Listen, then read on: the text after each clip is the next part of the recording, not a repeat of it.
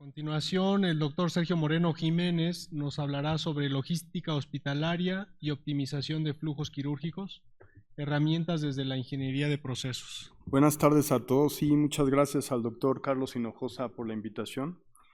Ya el doctor Javier Anaya nos habló un poco de este acceso diferenciado a los procedimientos quirúrgicos en nuestro país y vemos cómo esto tiene que ver algo con el financiamiento y la escasez de recursos. Yo voy a hablar un poco de qué podemos hacer sin necesariamente tener más recursos. Y la presentación está dividida en 6 partes y al final voy a dar algunas pocas cifras de nuestro Instituto de Neurología. Pero lo primero que hay que ver es cuánto cuesta la cirugía, ¿no? Y hay muchas cifras, sobre todo en Estados Unidos, que nos dicen que un minuto de quirófano cuesta alrededor de $37, que eso convertido a pesos equivale a 642 pesos por minuto de quirófano. Y por otro lado, tratando de buscar cifras de nuestro país, lo que mejor encontré es del Hospital General de México, cifras del 2019, que nos hablan algunos indicadores como los que pongo aquí, ¿no? Uno es el tiempo de rotación de quirófano, que nos hablan de 68 minutos. Eso quiere decir que desde que termina la primera cirugía a que empieza la segunda en la misma sala, pasan 68 minutos, cuando el estándar debería ser de menos de 25 minutos. Por otro lado, la utilización de quirófano, ahí vemos como un 42% la sala está desocupada.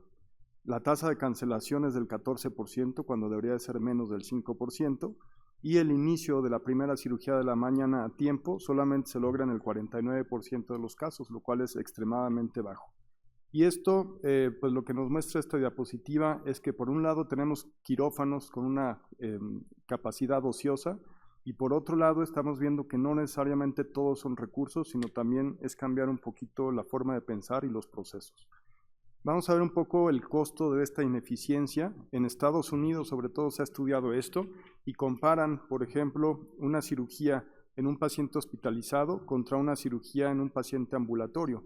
Y en el paciente hospitalizado cuesta 31% más caro, y por eso parte de lo que tienen que hacer y tenemos que hacer todos los hospitales es ver cuáles procedimientos podrían ser ambulatorios y cambiar los procesos para tratar de lograrlo. Esto se ha hecho en algunos hospitales, pero muchos otros no han dado este paso. Por otro lado, también se han comparado, por ejemplo, los costos en hospitales docentes contra hospitales no docentes, y lo que se encuentran o lo que se reporta aquí es que en un hospital docente es 21% más barata la cirugía. Esto tiene muchas explicaciones. Una de las que más comentan ahí es la economía de escala. Suelen ser hospitales más grandes. Sin embargo, pues tiene muchas otras explicaciones más complejas. Por otro lado, por supuesto, cada cirugía tiene un costo diferenciado, ¿no? No es lo mismo una cirugía de una apendicectomía, por ejemplo, a una cirugía de un clipaje de aneurisma, etcétera, ¿no? Todo esto va cambiando y tenemos la obligación de conocer o intentar conocer los costos de nuestras cirugías. Lo que sí tienen en común todos ellos es que si desglosamos perdón, el costo de la cirugía, pues vamos a ver cómo hay costos directos, hay costos indirectos, y más o menos el 44% de estos costos son costos indirectos.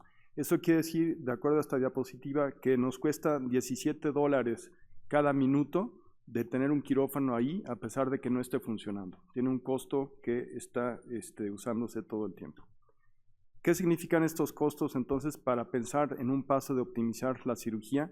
Pues uno, que el costo del quirófano no es lineal, ¿no? Tiene muchas variables, sobre todo diferenciando costos directos de costos indirectos. Hay un argumento también en favor de hacer programas ligados a la academia. Por otro lado, que en México carecemos de métricas estandarizadas, y eso es algo que creo que hay que trabajar, y en neurocirugía en particular pues son procedimientos extremadamente caros.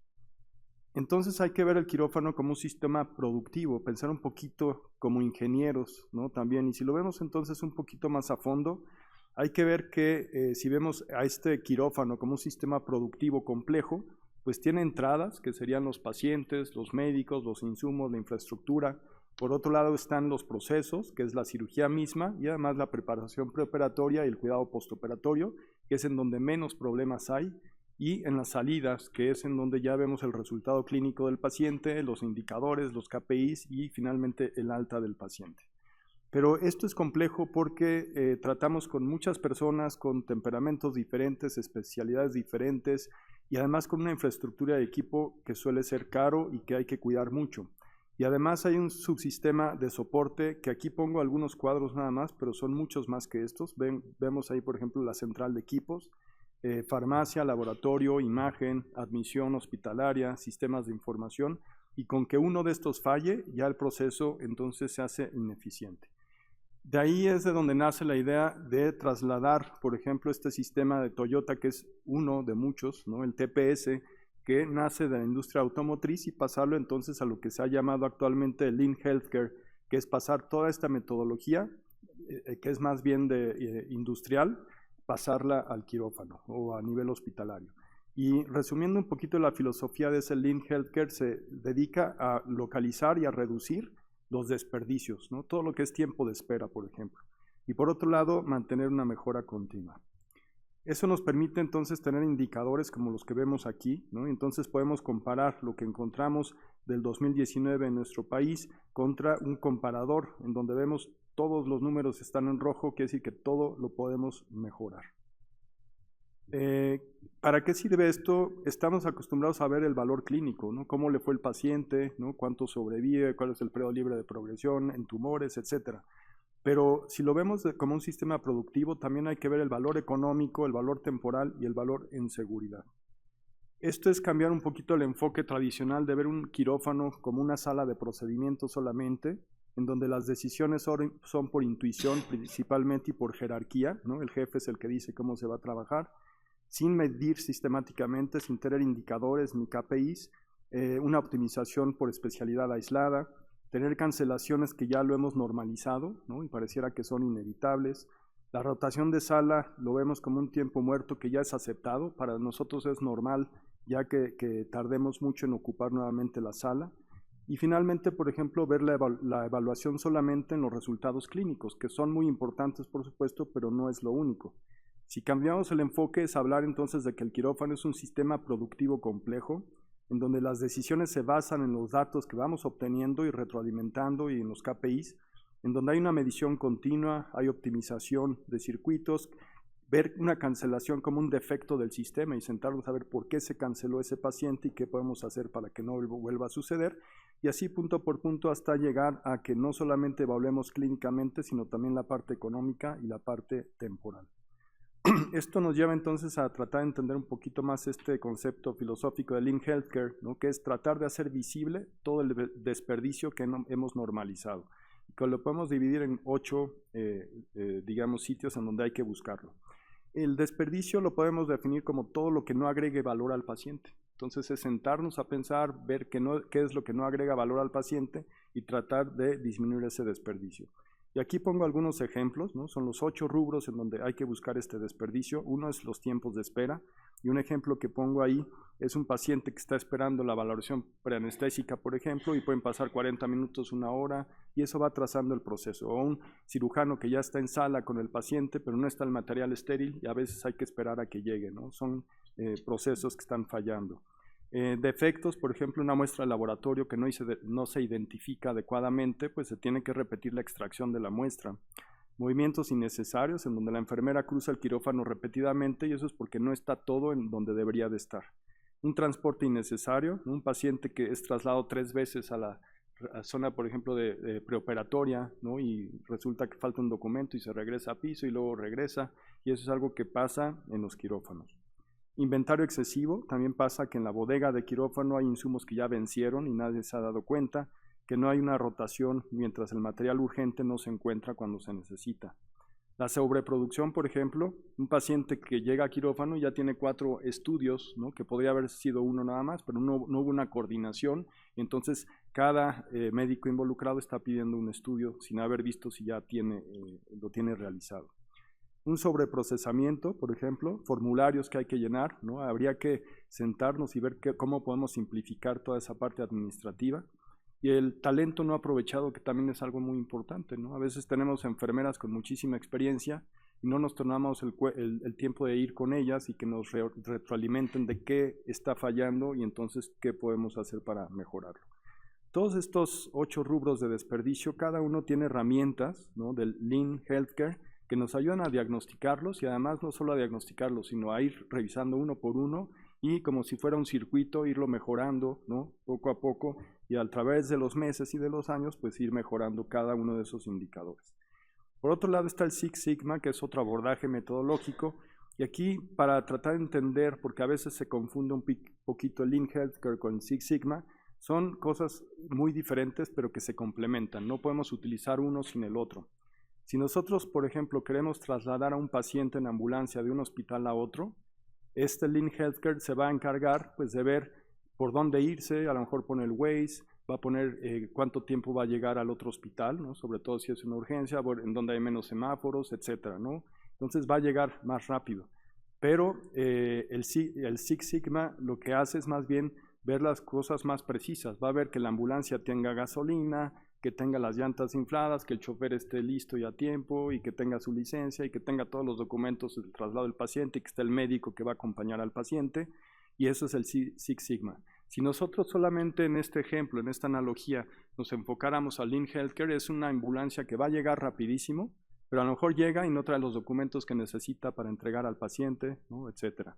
Y por otro lado, si solamente usamos el enfoque de Six Sigma, pues va a ser una ambulancia que va a llegar muy bien, con seguridad, con todos los documentos, con el paciente, el médico, pero va a llegar 6 horas después de lo que tendría que haber llegado, ¿no? Entonces son enfoques muy diferentes y que se complementan.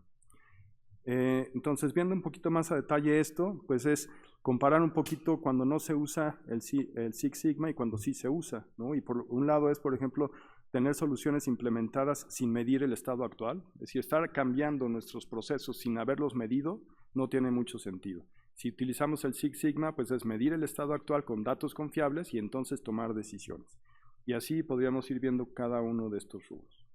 Esto pues se basa en una metodología, como ya comenté, en donde es definir, medir, analizar, mejorar, controlar, y esto es un circuito, es volver a empezar, ¿no? Y eso nos va a llevar a un círculo virtuoso en donde vamos a ir mejorando cada uno de estos procesos.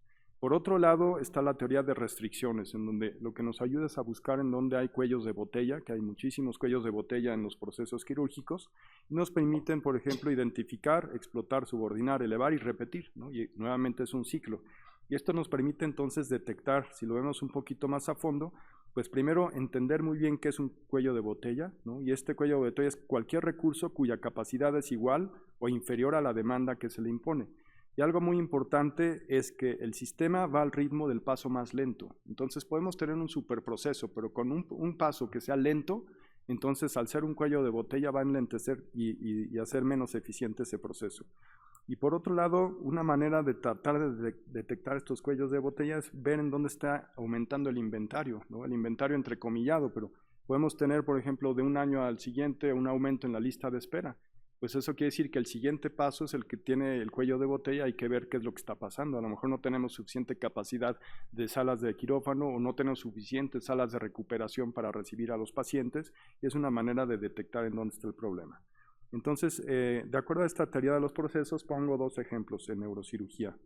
Uno, imagínense que tenemos solamente 2 camas de recuperación y pasa cada cierto tiempo, pero 4 cirugías programadas y no hay manera de mover a esos pacientes de recuperación porque no hay cama en terapia intensiva, no hay cama en terapia intermedia, entonces eso es un cuello de botella físico y que habrá que buscar la manera de mejorarlo.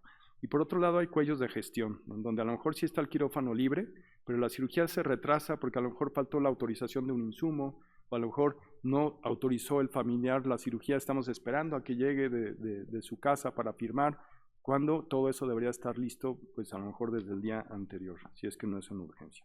Y como esto hay muchísimos ejemplos. ¿En dónde suelen estar estos cuellos de botella en el circuito quirúrgico? Pues de acuerdo a la literatura especializada, pues en anestesia, en personal especializado, en las camas de terapia intensiva y recuperación, en los quirófanos de alta complejidad, porque a veces tenemos muchas salas, pero de alta complejidad a lo mejor es una y tenemos muchos casos esperando, entonces no son suficientes. La central de esterilización también es un punto importante, ¿no? Si no tienen la capacidad de esterilizar y tener todo el material para todas las salas que tenemos, pues también es un cuello de botella.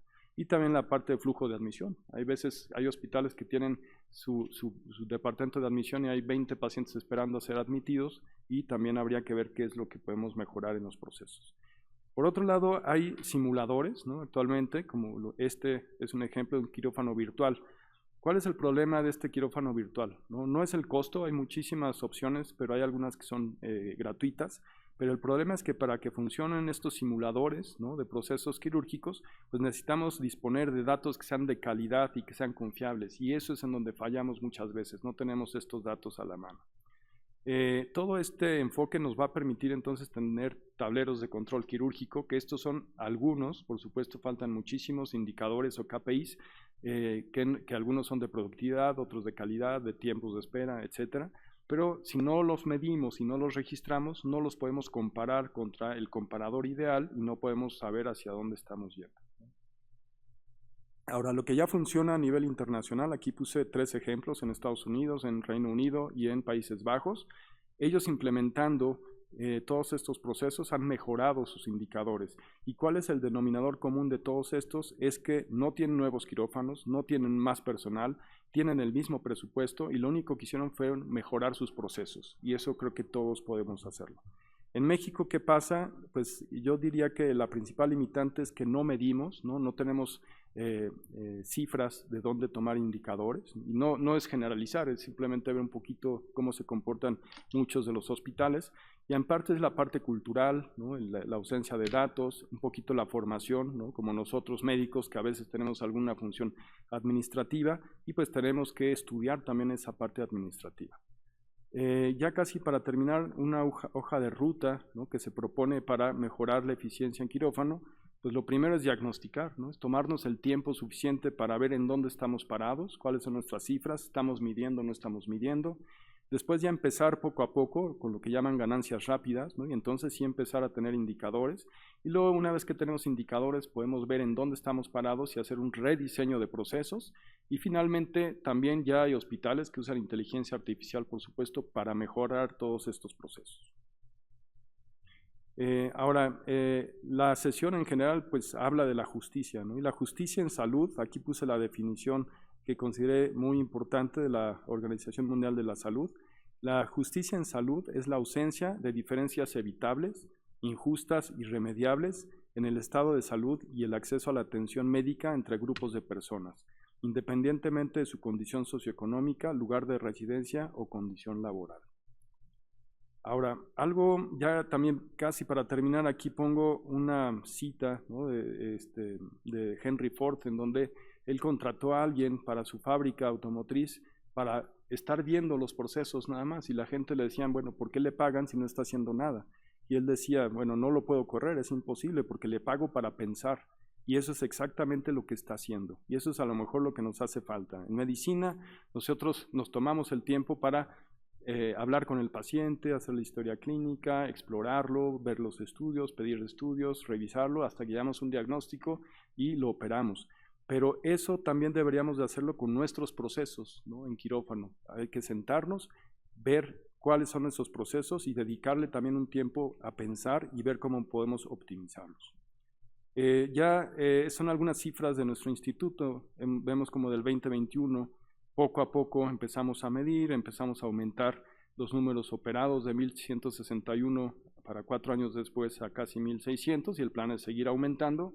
Y cabe señalar que esto es con menos recursos, ¿no? Ha habido recortes de recursos y a pesar de eso hemos operado más. Hemos analizado también, estamos en una fase de diagnóstico todavía, pero vemos cómo el turno matutino funciona relativamente bien, pero ya cuando hablamos del turno de la noche y turnos especiales es otro hospital completamente diferente. Todo eso entonces hay que medirlo. Tenemos un diferimiento de 26%, ¿no?, por ejemplo. A pesar de eso hemos bajado la lista de espera, actualmente estamos alrededor de 450 y ya se mantuvo más o menos un año en esas cifras. Tenemos que ver cómo podemos seguir bajándolo. Y bueno, algunas cuestiones que hemos logrado ahí en el instituto es el aumentar el número de cirugías, ¿no?, mejoras en la transparencia del uso de los recursos, mayor anticipación en la programación. En lugar de programar para el día siguiente, programamos la semana, incluso 2 o 3 semanas más adelante.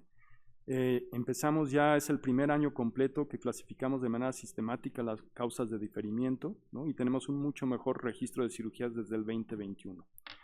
Hay objetivos que nos planteamos, por supuesto, estos son nuestros indicadores y hacia dónde tenemos que dirigirnos, pero bueno, ya para terminar, pues tendríamos que ver que esto, lo único que nos muestra es que no todo es pedir más recursos, sino con los recursos que tenemos es sentarnos a pensar y mejorar nuestros procesos. Muchas gracias.